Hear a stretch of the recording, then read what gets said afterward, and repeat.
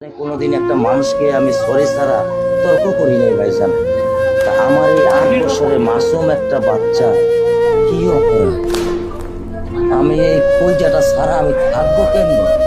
আমার এই বাচ্চাটা আমি ঘরে ঢোকার আগে ফ্রিজের মধ্যে আমার জন্য শরবত বানায় রাখা। আমার বড় মেয়ে না, আমার ছোট মেয়ে 8 বছরের।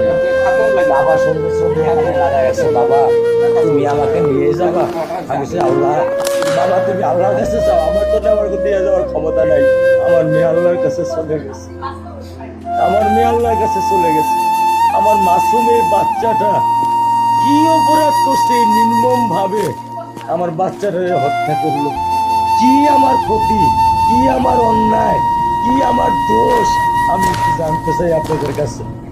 আমার যদি কোনো দোষ থাকে, আমার কোনো যদি অন্যায় থাকে, প্রকাশ্যে আপনি আমার ফাঁসি দিয়ে দেন। আমি এই বাচ্চার জায়গায় আমি থাকবো, আমি কেমনি আমার এই পঞ্চায়েত ছাড়া আমি থাকবো?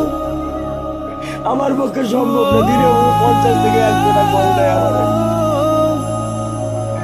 বাবা তুমি কখন আসবা? বাবা তুমি কখন আসবা? বাবা তুমি কখন আসবা? 8টা বছর আমি আমার বুকেরাই ঘরে ঘুম পাড়াইছি।